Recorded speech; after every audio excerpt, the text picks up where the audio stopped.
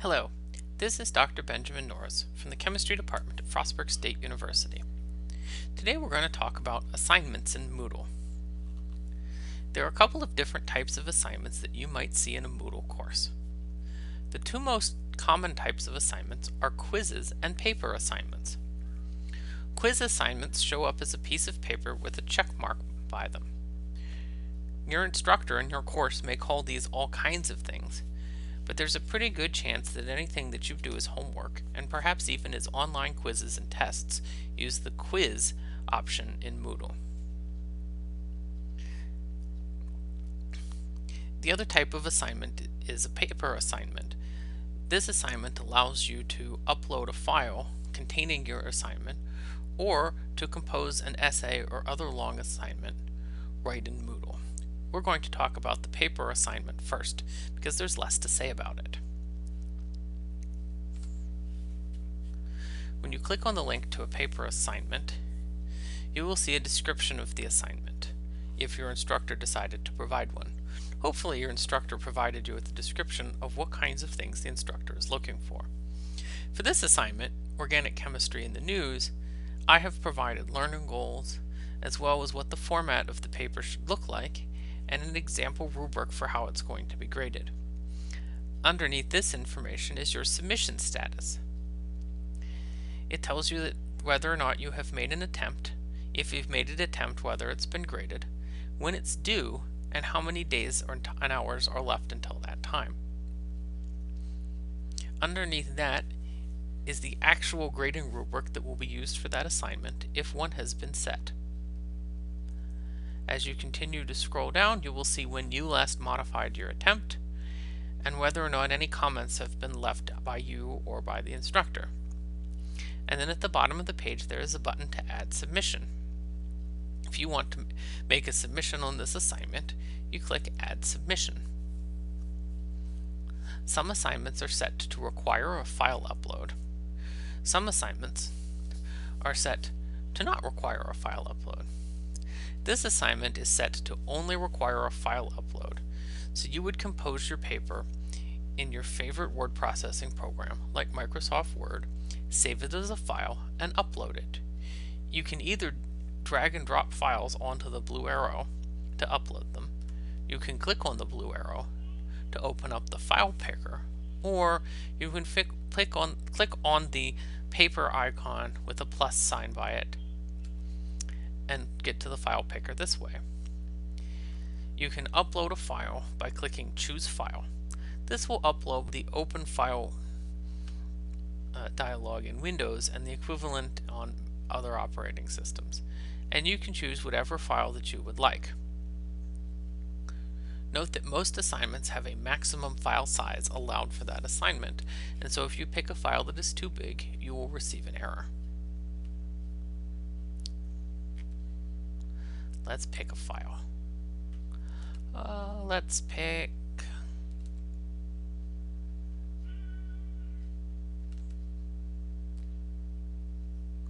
upload the file.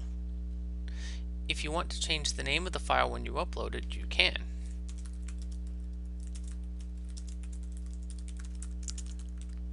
A good idea is to always make sure that part of your name is in the name of the file, so that your instructor is grading them outside of Moodle, he or she will be able to keep track of who the file belongs to.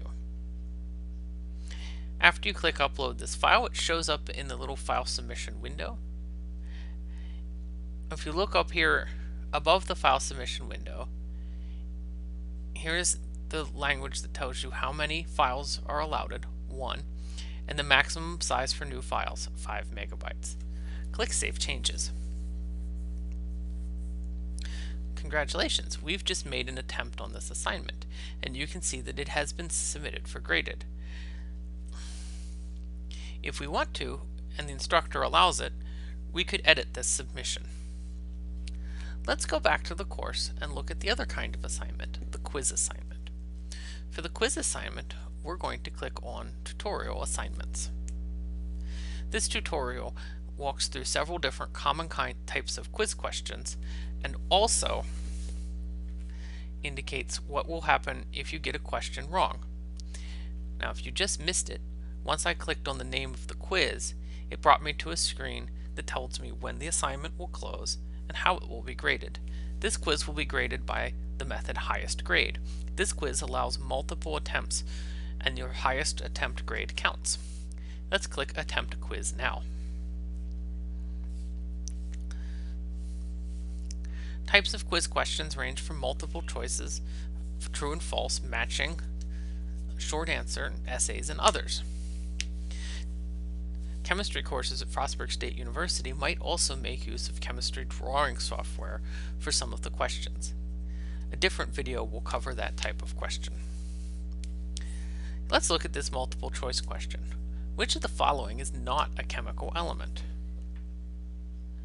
Well, all of these look like the chemical symbols for elements except for D, which looks like the symbol for carbon monoxide.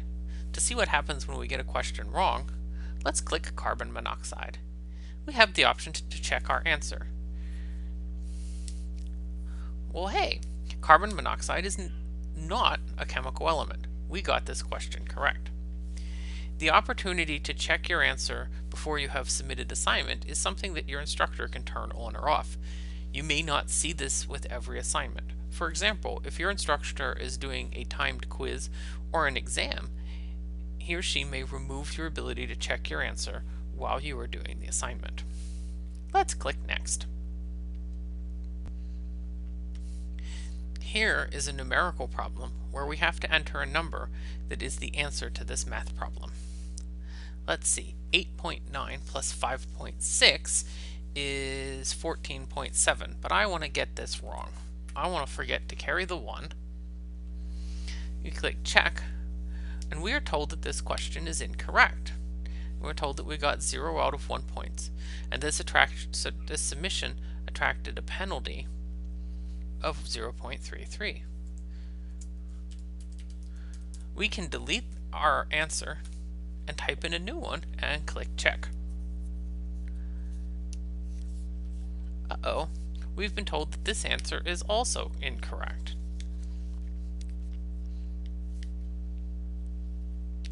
This is surprising to me. Oh, I know what I've done wrong. How about 14.5? Let's click Check one more time. Hey, we got the question right. Because we missed the question a couple of times, we are not awarded full credit. Notice that we are awarded 0.33 out of 1 points for this question. Questions can be set up to award partial credit if you get the answer wrong and then repeat the question and get the answer right on a second or third try. After a certain number of tries, you have lost all possibility of earning points for the question, though you are welcome to continue to try to get the answer correct if you would like. The option to get partial credit after resubmission of an answer is also something your instructor could choose to turn on or off, so not every assignment may have this feature. Here, this is a short answer question. To make this easy, the question tells us the correct answer is 1,2-dichloroethane. Let's type in, if we type in the answer exactly as it is shown, we will get the answer correct. But to show you what happens when we get the answer incorrect, I'm going to leave out the comma in the name. Let's click Check. So not only did we get the answer wrong, Moodle told us what it thinks that we did wrong. Many questions have built-in feedback that can help you get the correct answer the second time. Let's click Check again. There we go. Now we got this answer correct. Let's click Next. Here is another kind of problem that incorporates two different types of questions. A numerical question where we have to calculate do some calculations regarding the number of moles of oxygen, or the number of grams of oxygen in 1.787 moles. And we also have a drop-down menu that allows us to do a short answer question. So let's see.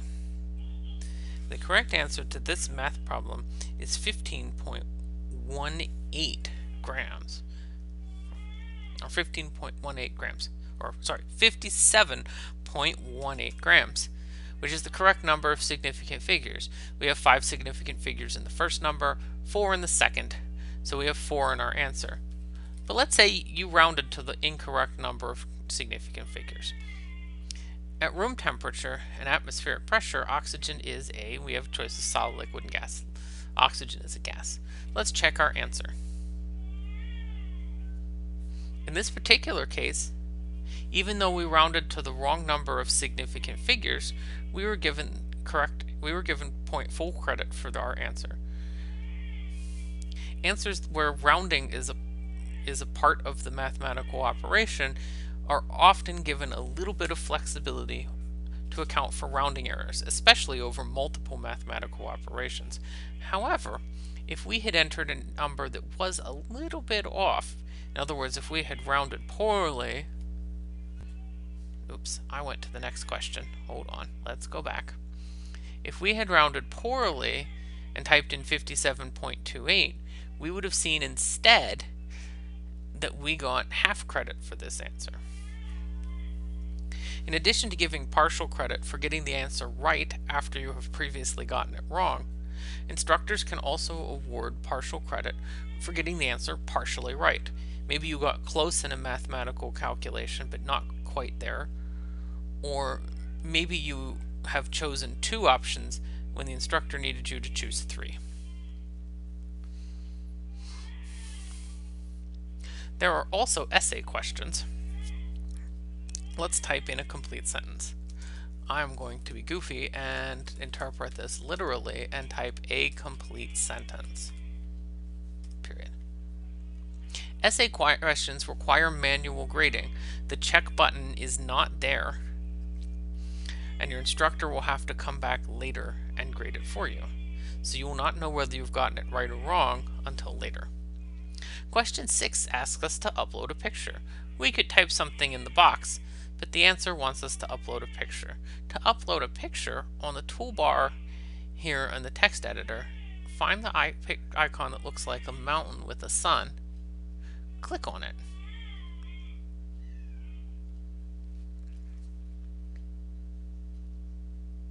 We've actually been asked to insert a URL, and this is not necessarily what I want to do. So let's scroll down. Aha! Here's one of those file picker windows that we saw in the paper assignment.